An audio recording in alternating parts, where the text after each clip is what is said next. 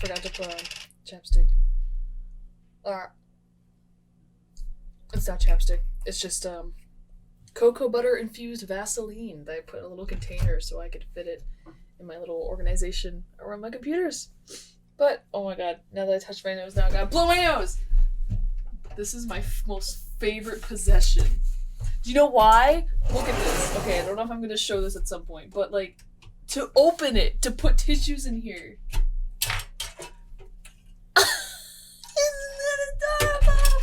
Oh, it's so cute. I live in the Midwest, and so I see the train. It's a very big train hub, and I see these cartons a lot on the trains.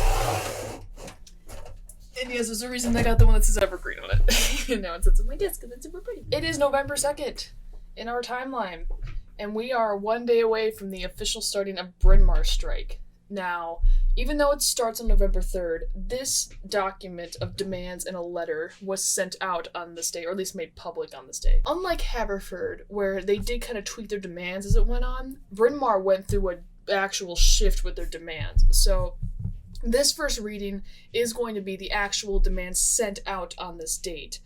And we will then read these demands again, re-edited in a few episodes down the line. There isn't too much that changes beyond the fact that President Cassidy, or affectionately but not really affectionately dubbed as K-Cass, they kind of use that almost as like a derogatory, we're not taking you seriously type of thing. Although it's fun to say. I will say it's fun to say. When she originally responds to these, I believe the first response, they just make the newer set of demands, and then they introduce it at a town hall with them between now and day 8 or 10 of the strike.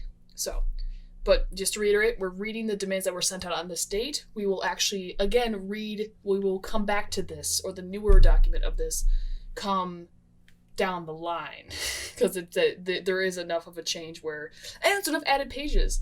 The pages on this document, Gracie forgot to set it to viewing and not editing, so you don't have the little blinking cursor. This one is only 11 pages, probably only about 8 pages of the demands. The newer one is 28 pages, so this one's not going to be as long. In the actual timing of things, I believe almost like a few minutes before the organizers sent out this list, President Cassidy's administration sent out their own list of their actions they're going to take of anti-racism and equity at the college. We won't read those today. We're just going to read the demands, but I felt that timing to be quite poetic of like Bryn Mawr's noticing what's happening at Haverford, so they're putting together their own thing because they also agreed to some of the BICO demands, or to evaluate the BICO demand, the BICO community letter demands and stuff like that. So it was quite a poetic thing. Bryn Mawr and Haverford, or Bryn Mawr takes on Haverford. It sees what Haverford's doing, stands in solidarity, but also copies them in certain instances. Copies and amplifies them. Bryn Mawr amplifies a lot more of what Haverford did. It is a lot more emotive than Haverford. Bryn Mawr being an all-women's college, and there being a little more of an emotive aspect, and a little more pettiness and cattiness. And I mean that coming as a woman and knowing a woman's social dynamics.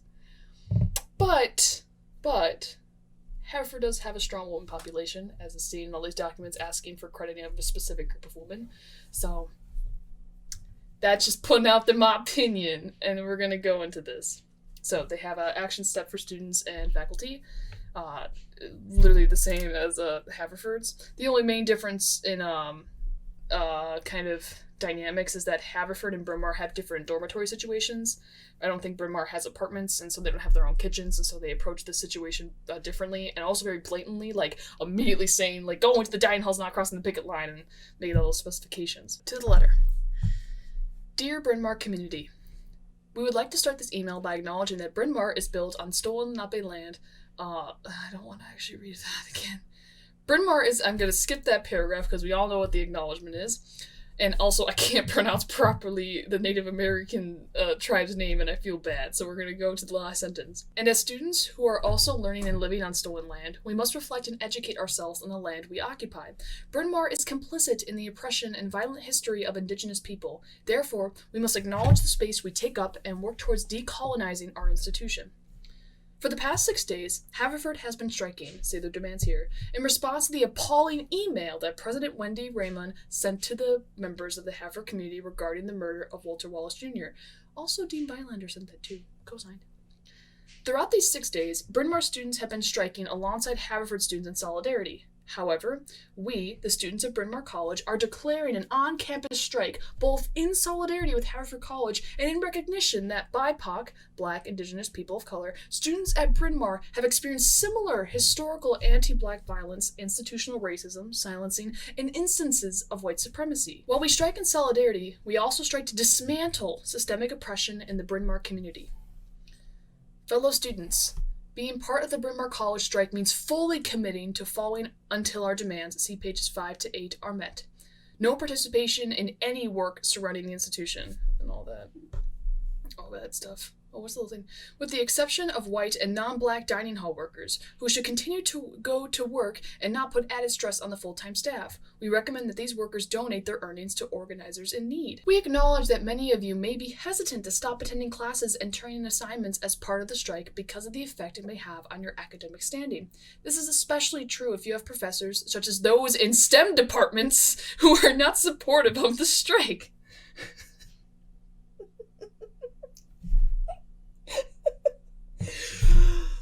Oh, how blatant. Just say you don't like numbers. Please trust in the power of the collective and sign here to show your trust. Organize with your classmates and reach out to your professors if they have not addressed the strike. For those of you who are major representatives, leverage your position by reaching out to faculty to ensure that they are aware of the strike demands and conditions and that they are adapting their courses and expectations appropriately. As I said, they kind of take a Haverford's frame and they just go way more blatant with it. So, not even going into detail about explaining the fact that there's social pressuring and that there's a us and them mentality, that's already assumed. So now they're just, being blatant and asking for, oh, you have a higher position? Well, put your hand over the ones you're over, the position that you're over, these people, and control them. Especially STEM departments. We recognize that this is uncomfortable work, but being a part of the strike means being a part of collective discomfort in order to demand change. If you truly want to support students who are impacted daily by the legacy of racism at Bryn Mawr, you must examine your privilege and the ways that you benefit from the marginalization of others. But only certain groups can recognize that, because obviously only a certain group can be marginalizing the other, and so on and so forth. It is crucial that no students cross the picket line. For white and non-Black students, this is a time to show that your allyship is more than performative by striking and holding your peers accountable for striking as well. It is a privilege, reminiscent of white supremacy. What are you reminiscent? Reminiscent of white supremacy, to be able to break strike knowing that Bryn Mawr will never exploit your labor and trauma. Reminiscent? Reminiscent in this thing implies that there's people on this campus who lived in genuine white supremacy. Not just using this word to mean a broad general concept and then it diluting the meaning to almost meaning nothing. Collective power creates the pressure needed for institutional change. Again, that pressure comment. Professors, while we understand that this strike may be conflicting with your lesson plans, it is important to support your students who are taking action and demanding change. Fighting for what is right rarely coincides with what is convenient. We must disrupt the order, as it allows the perpetuation of racial inequity. To truly demonstrate your care and support for your students, we urge you to suspend classes and assignments until the strike is over, with the understanding that students will not be engaging in academic work during the strike. As people who have devoted their lives to education, it is necessary to educate yourself on anti-racism. To all, strike and support. Do not fail Bryn Mawr's BIPOC students once again. The core Bryn Mawr Strike Collective members. We will be going on strike from our classes, our jobs, which we need, and any extracurricular activities. There's a much more harping on the jobs aspect. We work multiple jobs to survive here, while asking for a crap ton of money for all these other things, thinking that, well, the university already has enough money, but you realize people who don't agree with what you're doing will stop giving money to the institution, which technically you want. You don't want the institution having money because you technically really don't like the institution deep down in your heart, at least according to the self-admittance of some of these organizers. After 5-10 years, that money's gonna have to come from someone's pockets, and you know what's gonna come up? Tuition. and you're going to have to work in more jobs to go to this school. To reiterate, these demands were slightly adjusted come a further point in time, but most of these majority either stay the same or they're readjusted to ask for even more or go into specifics. We demand transparency and intentional student involvement on the progress of the BICO open letters demands.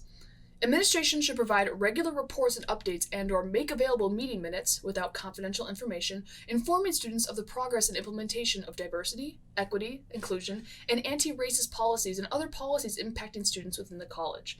Administration should also fully involve and integrate student members with voting powers on these types of faculty and administrative committees. 2. We demand a BICO course on Blackness and white privilege as part of a college-wide requirement to be implemented in the next academic year.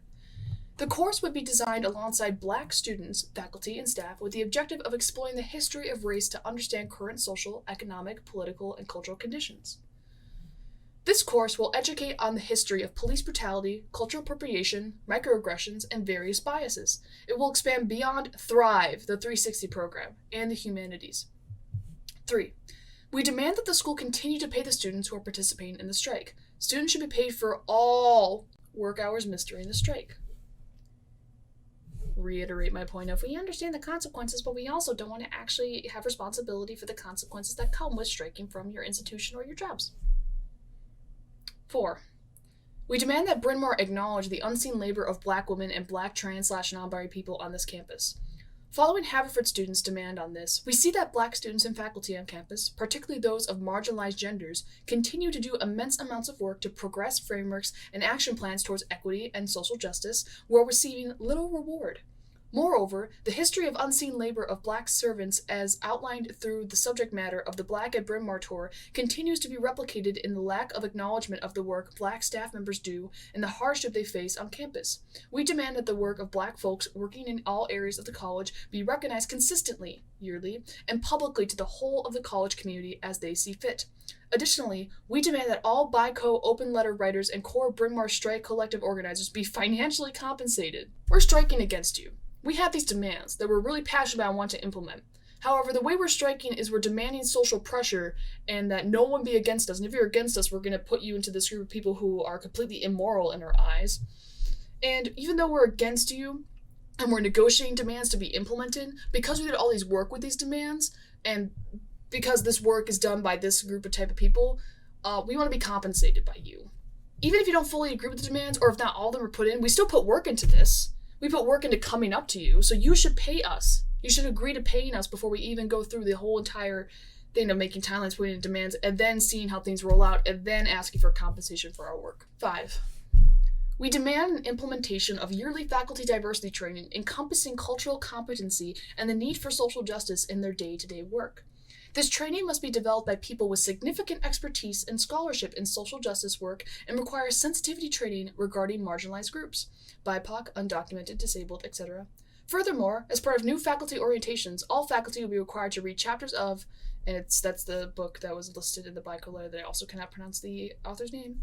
Current professors will be required to read these chapters as well in the summer before the 2021-2022 academic year. 6. We demand the implementation of a reparations fund towards a yearly allocation of funds and resources to Black and Indigenous students in the form of grants for summer programs, affinity groups, multicultural spaces, and individual expenses such as books, online courses, therapy, and any and all financial needs beyond the scope of racial justice work. This fund should also be used to support the local Black and Indigenous communities in Ardmore, Lower Merion, and Philadelphia. I mean, I already know they're going to give the same response that President Wendy or President Raymond give for Haverford, where legally, they cannot designate a fund of the institution in that manner. I mean, you could technically have scholarship for certain races and everything, but usually, even though they're affiliated with the college, it's not given by the college. There's other POC people that... 7. We demand an increase in funding for the Enoch Cook Center 31 community funding.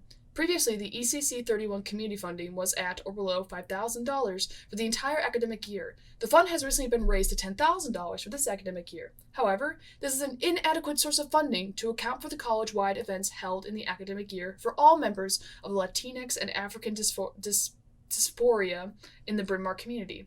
This fund should be increased to at least $25,000 yearly to support costly college-wide ECC events that celebrate the past, present, and future members of Latinx and African dysphoria in the Bryn Mawr community, such as Friendsgiving and Legacy Day.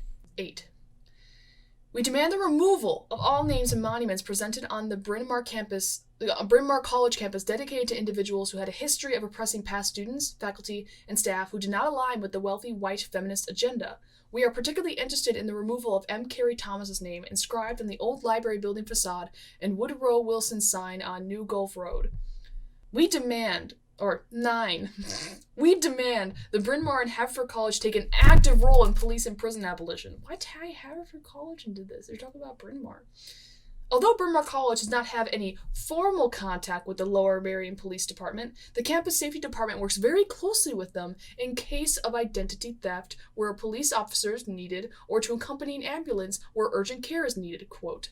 Rather than working with local law enforcement, we believe the college can formally implement transformative justice practices by partnering with organizations whose main goal is transformative justice and harm reduction in order to fully meet the needs of addressing harm to our community.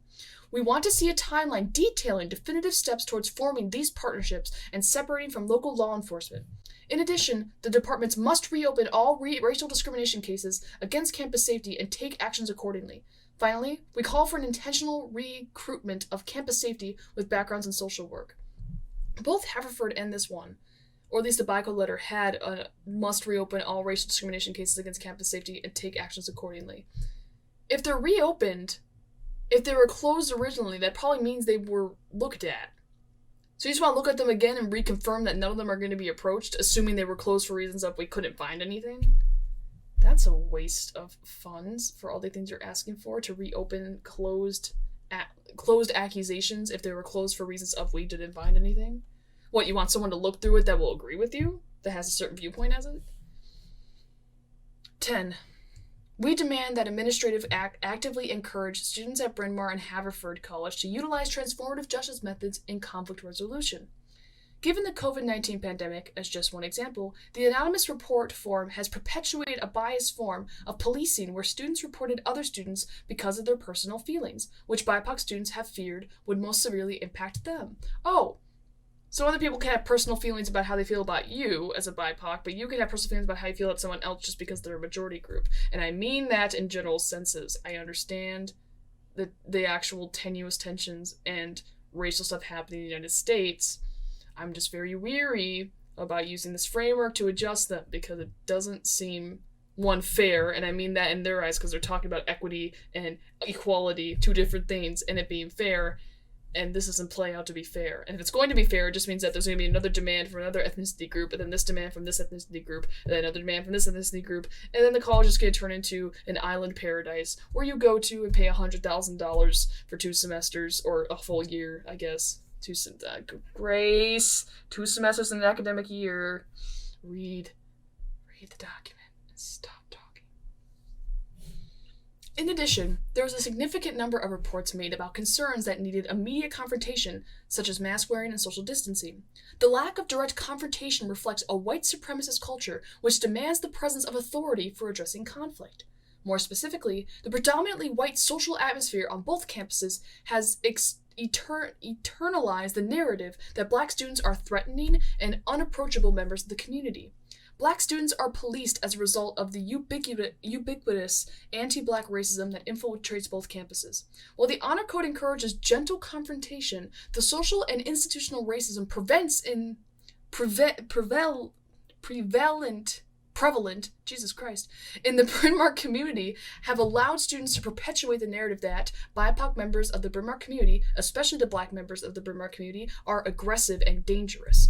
The college should encourage students to seek other approaches in solving conflict instead of immediately resorting to campus safety and administrative faculty and staff. Again, we want to see a timeline outlining definitive steps towards the campus-wide implementation of transformative justice teaching and practice. That's a lot there.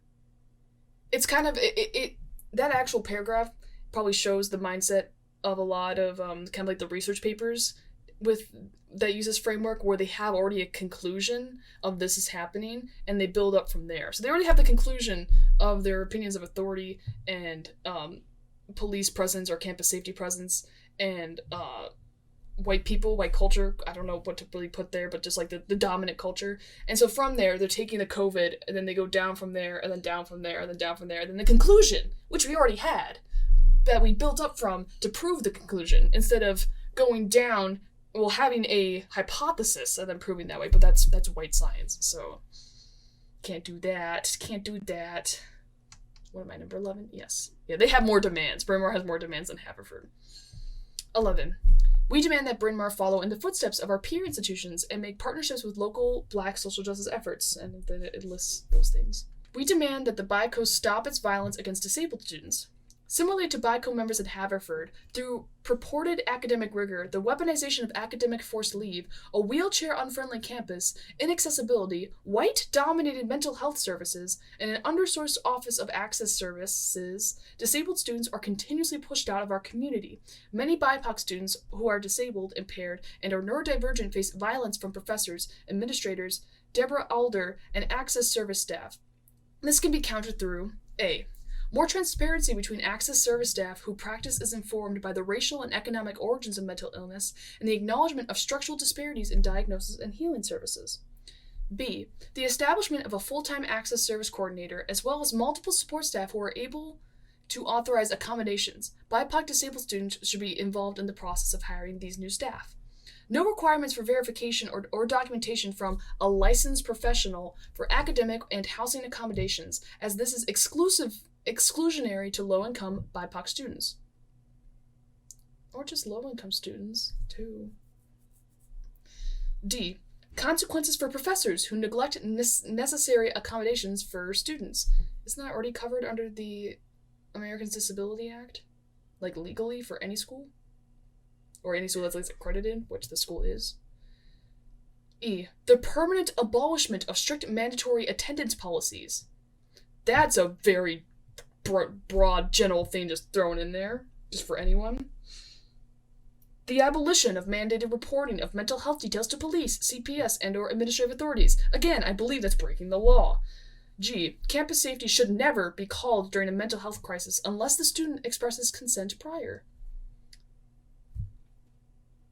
Again, that's just, I believe that also is somewhat going against the law or just proper procedure. We demand that the college stop charging BIPOC international students who receive financial aid or other forms of financial assistance and undocumented students who are considered international students extra scholarship tax. Is undocumented labeled under international student? Because international student also implies that they have papers from where they came from to prove that they can go there, and undocumented students in the name proves that there's no documentation of anything. This isn't even a statement on undocumented going to school. That's just a statement on actual strict definition. Over the years and currently, many international students who receive financial aid and other forms of financial assistance, which consist of mostly BIPOC students, have paid the school twice or thrice the tax refund. This mainly affects Black international students who depend on on-campus employment wages to sustain themselves in a foreign country and, at times, their families back at home.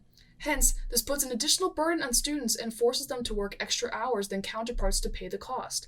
This has impacted Black international students financially and has further impacts on their health and academic performance, having to compromise academics and health in order to work sufficient hours and to finance themselves and their families.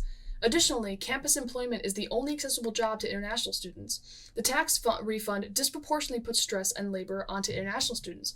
We want the BMC administration to follow what most campuses do, a good example being our sibling school, Smith College. Oh, I've heard of that name. They're also going through some stuff that's about this. Where the school does not charge their students scholarship tax at all, and it is the school's duty to pay taxes. We demand that winter break and summer break housing costs for BIPOC international students be reduced to accommodate BIPOC international students who receive financial aid or other forms of financial assistance. That would be discriminatory towards non-BIPOC international students if it's only for that group. Under law. I'm not even making the argument of like, oh, we can discriminate against all people outside of your framework. Oh, no, we can't because of power. No, I'm just saying I believe that would be illegal under the law.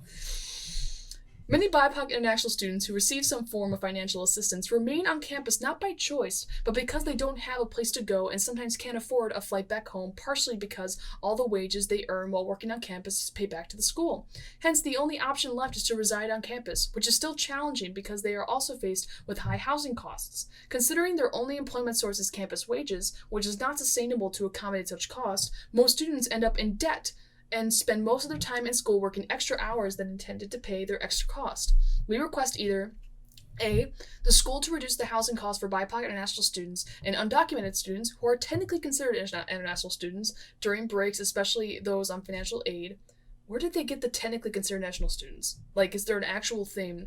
Like, that also goes into my whole question of, just a general question of what other country accepts a student, except for a refugee situation, which I believe would be understandable because you're displaced by war or something else and you have refugee status, which is different than undocumented. You can say that some undocumented people can have some kind of refugee status, but just in general, what other country allows undocumented students in their school, like in their thing?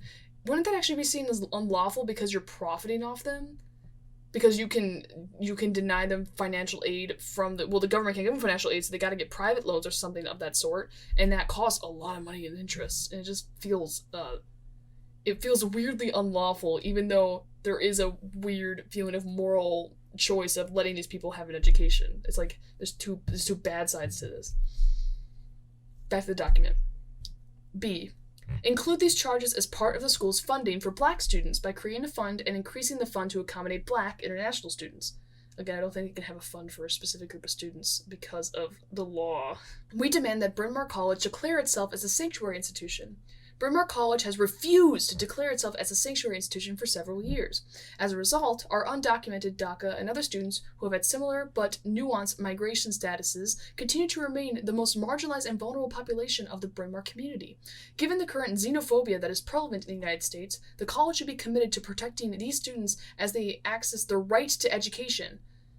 Again, that kind of goes back into my whole argument I just made about there's also an argument of exploitation here of them for money. It is the right to privacy. It is Bryn Mawr's obligation to protect their privacy from ICE, campus safety, and any other entity enacted to defy their right to services, employment, education, and place. They're conflating how they define a human right. Because Bryn Mawr, this document to them is a human right. It is defined as a human right. It is very much repeatedly called, these are my human rights. All the entire sit-ins and everything else. The right in connection to a government, if you're here on an undocumented status, under government law, you don't have rights. Quote, quote, quote. Not as a person, not as someone who deserves the love and protection as people should, because inherent value as a person. That's just my hippy-dippy talking. But we're talking about the government above Bryn Mawr College. There's some things that you have to abide by because it's the law. And if the college doesn't, they could risk being not a college anymore. That's not even just their own, I don't want to be a moral person. I can't legally do that. 16. We demand the inclusivity of undocumented students, particularly those without DACA status, and work authorizations or work payment systems. Again, that also goes to the argument that that's exploitation of an undocumented status person, just like how it's exploitation to have an undocumented student in your college, because most likely they have to take out private loans, and that's a lot of money. It's a lot of interest. As of now, Bryn Mawr has no way to pay its undocumented students and instead directs them to request emergency funding from the dean's office, which does not acknowledge nor resolves the problem at hand. Our sister school, Smith College, as well as Tufts University, have implemented a method to pay their undocumented students in a matter of months. I should clarify, there's 7 sister colleges, they're all women's colleges, and that's who they're referencing in these, because even though it's Bryn Mawr is part of the BICO community and TRICO community, I believe Bryn Mawr specifically is also part of the sister school of women's educating things around. Oh God, what direction are they? It's not Northwest. This is why I should have been in Boy Scouts, not Brownies. I don't know my compass. This is so bad. Bryn Mawr continuously states that they are working on it, but have yet to provide concrete solutions. We demand those solutions to be implemented before the 2021-2022 academic year. 17. We demand grade protection and the implementation of student suggestions to the curriculum committees. And lastly, 18. We demand that Bryn Mawr College respond to each of the individual above demands in the form of concrete action and change. We will not conclude the strike until our and Haverford students' demands are met, and a statement is issued with a timeline detailing how specific demands will be fulfilled. The school, remembering that the brunt of this labor should not be put on the backs of Black students, staff, and faculty, will employ and properly compensate all students in fulfilling of these demands. Again, that's still like that kind of like asking for compensation for demands implies this underlining that these demands are completely moral and completely needed. No argument, no negotiation, nothing. Not even in the stance of like, we've been asking for this and nothing has been happening, so that's why we're striking. It's more of that demands themselves, no matter how much they're asked, they have to have a debate of their inherent value. And until that kind of actual conversation happens, you can't just demand compensation because you just did some work to put together demands. The compensation has to be earned and called for, and that earning doesn't just come from sitting down and writing something. It comes from actually seeing the blooming of actual good things happening from these requests. The strike will continue indefinitely until the demands have been met and there's institutional change. And there's a quote. The claim to a national culture in the past does not only rehabilitate that nation and serve as a justification for the hope of a future national culture. In the sphere of psychoaffective equilibrium, it is responsible for an important change in the native. Perhaps we haven't sufficiently demonstrated that colonialism is not satisfied merely with holding up people in its grip and emptying the native's brain of all form and content. By a kind of perverted logic, it turns to the past of the oppressed people and distorts, disfigures, and destroys it. This work of devaluing pre-colonial history takes on a dialectic significant today. That is a very hefty quote. This is not an exhaustive list to address the historical, and I believe that's the same, basically, that Haverford has. But again, this is rewritten basically completely. Most of the demands stay the same, but we will be coming back to this.